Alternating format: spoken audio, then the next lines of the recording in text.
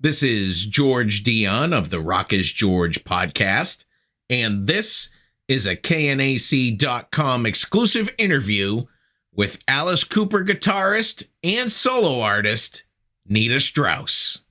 If I knew absolutely nothing about NITA STRAUSS, how would you describe your music to me?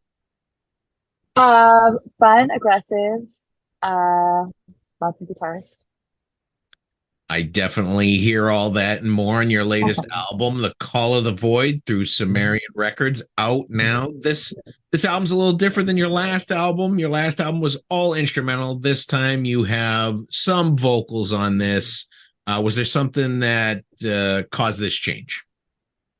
I think it was just a natural progression from my first album, Control Chaos. Doing all instrumental stuff was a lot of fun, but I wanted to push myself a little more, grow as an artist, and challenge myself creatively. So that's where this all came about. When you were writing these songs, did you have the specific vocalists in mind, or did you already secure the vocalists and then write the song to them? How did that go?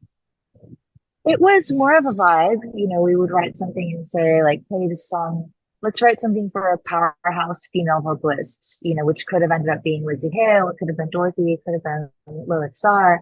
And then once the song took shape a little bit more, then we locked in the final vocalist.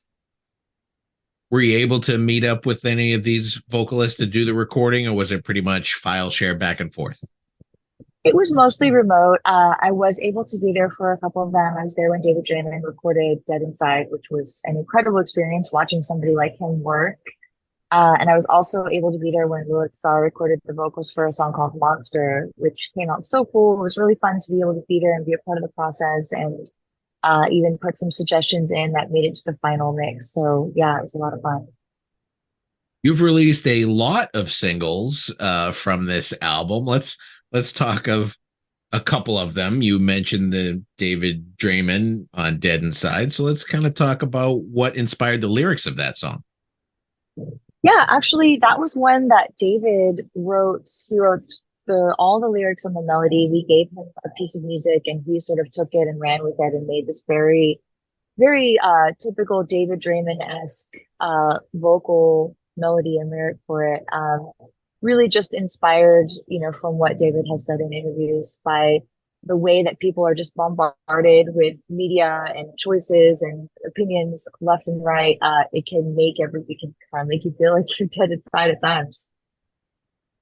I believe your most recent single is Digital Bullets with Chris Motionless from Motionless in White. So I'm going to go out on a limb and say Digital Bullets is more about these trolls on the internet that aren't so tough in real life. Yeah, you are absolutely correct. That was one of the first co-writes actually I did for the album with an amazing songwriter named Johnny Andrews. And when we sat down in the studio, Johnny asked me what I wanted to write about. And I first said, I want to write something uplifting and positive and, how everyone can win if we stand together, which, we did end up having some songs like that on the record. But Johnny sort of wanted to take me in a more aggressive direction. And he said, what's something that gets you mad? What's something that we can write about that we can tap into that gets you mad? And we started talking about, these people on the internet that are always throwing their opinions around. It's one thing to have an opinion. It's another thing to be a jerk. Everybody's entitled to their opinion, but when it starts being just being rude and condescending and calling names for the sake of being hurtful, that's when it sort of turns into that troll mentality. And so that's what we wrote about. Now, speaking of positive music, your song with Dorothy Martin, Victorious, fantastic, anthemic, great video as well. Thank you so much. That video definitely was a powerful moment for us. Really wanted to show different people's stories, different people's struggles on their way to their victorious story. So I'm glad we were able to illustrate that really well. You also got Alice Cooper to appear on your album. Did it take any arm twisting for that? Not much. I've been working with Alice for a long time. We have a lot of mutual respect for each other between me and him as artists, my management and his management. We all have a lot of love and respect and family vibe for each other. So, he was on my new record, I'm on his new record. we've got all this touring coming up this year, so it wasn't too difficult, though. Did he write the lyrics for that particular song, or did you write it? Actually, no, that was a co-write with Tommy Henriksen, who is my stage left partner in Alice's band. We sort of crafted that song together as something that would hopefully be fairly easy for Alice to sing. You know, we didn't want to give him a really super challenging vocal. We want to just give him straightforward Alice Cooper rock and roll on the bed of a little bit more of a ballad track. That song, of course, is Winner Takes All. I forgot to mention the title. Sorry for that. No. The album's title, it has a special meaning. The Call of the Void is sort of like an experience that maybe you can expand on a little more. Yeah, absolutely. The Call of the Void started out when I found out about this phrase, and basically what it means is if you've ever been at the top of a tall building and you look down and you're like, oh, like I wonder what would happen if I jumped. And it's not really like I want to end my life. It's not a suicidal ideation. It's just this fleeting passing, like, oh, I could do this right now. And each time that you make this unconscious decision to not jump, to step back from the ledge, you're sort of affirming your urge to live, to take control of your life, to thrive and succeed. And I thought that was a great metaphor for how I felt about this record and sort of continuing to make these unconscious decisions to live well. I kind of understand that feeling, not from the ledge of a building, but I stood on the west rim of the Grand Canyon and it's really high up and it's just a feeling like, can I fly? Totally. Yeah. Another example of this is people that are driving on the freeway, driving fast, and you just sort of have the idea that you could swerve into traffic or like swerve into the median. Like you're not going to do it, but it just crosses your mind, you know, here and there, these different senses. So yeah, it can take many forms. The reviews on the album have been fantastic. Everybody's loving this, so that must make you proud. You know, I think the most important thing is that you make music that you're happy with, and I'm glad that I succeeded at that. But to have overwhelmingly positive reviews, you know, not everyone's going to love everything that you do, but to hear that the majority of people like it is really gratifying. It kind of just reinforces everything that I've been working for, that, you know, other people like it too, not just me. So I'm really, really happy to see it doing so well. You're currently out on the Summer Storm tour. Who is in your backing band for this venture? So I'm out with my solo band. I've had the same solo band for almost 5 years. It's my now fiance, Josh Villalta, playing the drums, and my best friend, Kat Scarlett, on the keys. Those are also the other two musicians that play on all my solo records. So if you listen to the music and then you come and see the show, you'll hear actually the entire band that did the recording live on stage as well. And then I have an incredible bass player named Dean, who's been with me since my very first solo show ever. He's played every solo show I've ever done. And Johnny Young on guitar, fantastic guitar player and performer, really Swiss Army knife on tour, can do a lot of different stuff. So feel very blessed to have the band that I do. And now, of course, I almost forgot to mention, new addition for this tour is the incredible Casey Carlson on vocals. Casey is covering the whole spectrum of guest vocalists, from David Draymond to Alisa Whiteglass to Lizzie Hale to Anders Frieden from In Flames. It's a very tall order and she does it very well. Because you mentioned the recent engagement, I'm going to ask how you and your boyfriend first met. Yeah. So we actually met, this is like a very musician-y LA musician love story, but we met through our mutual A&R rep. Mike Taft was my Ibanez rep and also Josh's Tama rep, who connected Josh and Tama. So we were introduced by him about 10, 11 years ago. We were friends for a couple of years and we've been together almost 9. So he is my business partner, you know, my partner in life, as well as the NITA STRAUSS brand. So just excited to start this next chapter of our lives together. Congratulations. Thank you so much. I saw that you mentioned on social media that this tour has sort of been a bumpy road, but you managed to navigate it along the way. Yes, I don't think there are any smooth tours. This one was a bit more of a roller coaster than most, but we are on the other end of it for sure. We're smooth sailing now. Of course, you know, it's nice and smooth just in time for the last week of tour, but we made it work. And kind of heavy metal fans are kind of geeking out over the fact that you played Cowboys from Hell from Pantera and you brought Phil Demmel up, formerly of Machine Head, for a song. Yes, we've been closing with Cowboys this whole tour. Super fun closer, just something to get the energy up again at the end of the night. We love having different guests out to jam with us, whether it's singers or guitar players. And Phil is always our call when we're in the Bay Area. Such an incredible musician, great friend. So yeah, absolutely love jamming with Phil. Somehow through this tour and all the bumpy roads, you managed to make a stop at Demi Lovato's performance in New York.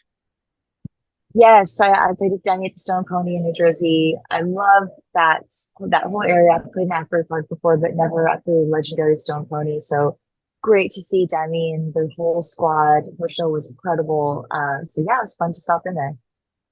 Of course, you played a handful of, well, a little more than a handful of dates with Demi Lovato, but now you're back with Alice Cooper. Your tour kicks off in August. There's a new album that you're going to be supporting called The Road. And it was kind of surprising to read. This is the first time the backing band has appeared on a recorded album by Alice Cooper. Yeah, yeah. I think actually the other guys in the band have all separately played on different Alice recordings. I think the only one that never did was me. But this is the first album that we've made together as a band, and it was an absolute honor to get to do it. I think you guys are going to love what we did.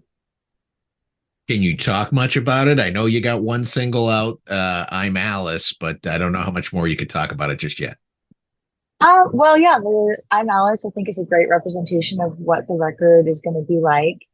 We as a band really took to heart the things that we know intrinsically about, we have a unique perspective, let's say, on what Alice likes to sing and play and perform live and what the fans like to hear live. So it was an album made on the road for the road. The songs will translate really well live. So I think you guys can expect a lot of fun, high energy, classic Alice Cooper vibe. And I hope you love it. We really love it. Did I read correctly that you're going to be appearing on the upcoming Frasier reboot? I will not be appearing on it. I did attend a couple of the tapings. So do you have a friend that works in the production? No, not really. We applied for tickets, just like regular audience tickets, just through I forget what ticket company it was, but happened to be in LA while they were filming, and we just applied for seats. And from there, actually, Tom Russo, who's the executive producer of the show, reached out and saw that we were there, that we had put out some social media stuff commenting positively about how the show was, and invited us to come back. So took full advantage of that, went back to a couple of tapings, and even got to meet Kelsey Grammer, which was a huge thrill for me because Frasier is my favorite show. So very, very cool to get to be there. And the reboot is so good. I think we went to 4 tapings. So we've gotten to see 4 episodes, and they were all so good.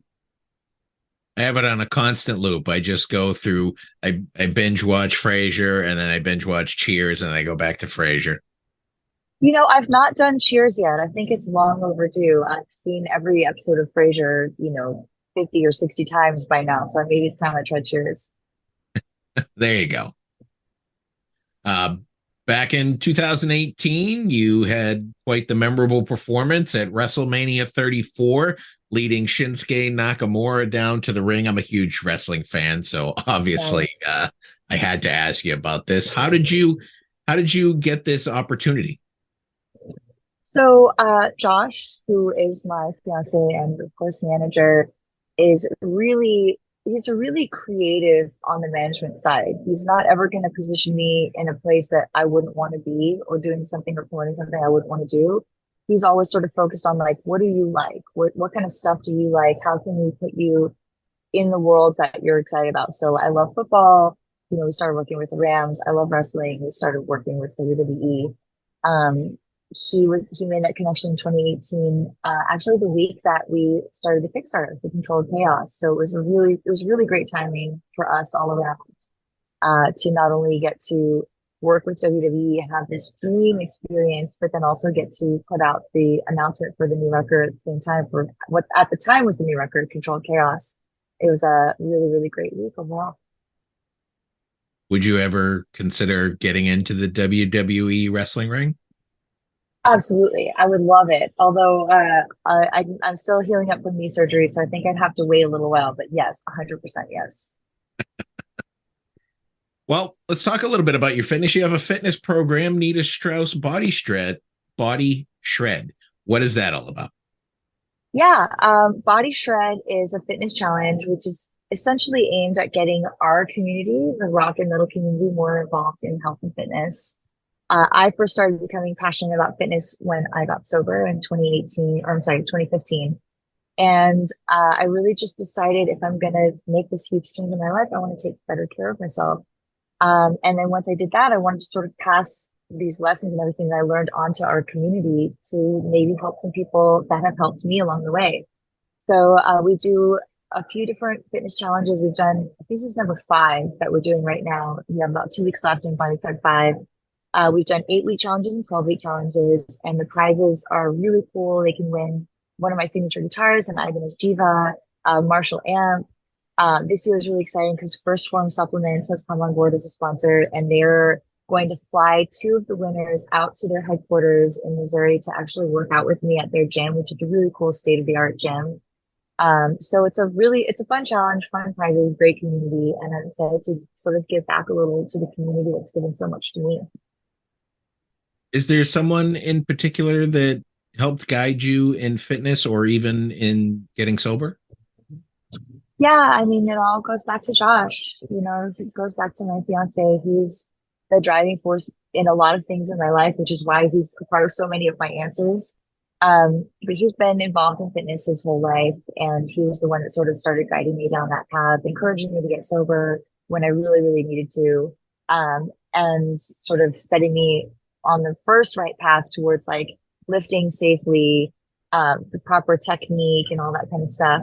And then from there, I worked with different coaches. I've been working with my coach, Tori, from Team Elite Physique now for a little over a year. And she has really been that key to sort of getting my fitness to the next level, especially after COVID, when everybody had a tough time staying in shape. Having a good coach was key for me to get back to where I wanted to be. Does your fiance do anything else in music, or is he pretty much 100% behind the NITA STRAUSS brand? No, he actually, aside from being my drummer and manager, he is actually working on a record himself, which is, I realize that I sound biased, but it's so good. His album that he's got going is incredible. So I can't wait for, now that this album cycle is, firmly underway, the album is out. Hopefully this will free up a little more of his time to work on his own stuff because it is so good. There is a crazy new phenomenon happening at live shows where fans are throwing objects on stage. Has this happened to you? It hasn't. No, I've seen that somebody threw their mother's ashes on stage or something. It has not, thankfully, happened to me yet. Yeah, I mean, artists are getting hurt too. People are throwing hard objects on stage. Like, it's crazy. It's like the Blues Brothers are going to have to put up some chicken wire. Absolutely. Well, those are all the questions I have for you today, Nita. The new album, The Call of the Void, is out now. Sumerian Records is fantastic. You should be very proud of it. I know that you are. Thank you so much. It really means the world. It's exciting to get to finally be able to talk about it properly, talk about all the songs. Everybody's heard the whole thing now, so it means a lot that you guys like it. And thank you for taking the time to speak with KNAC.com, and I hope to see you on the road at some point. Thank you so much. I hope so too.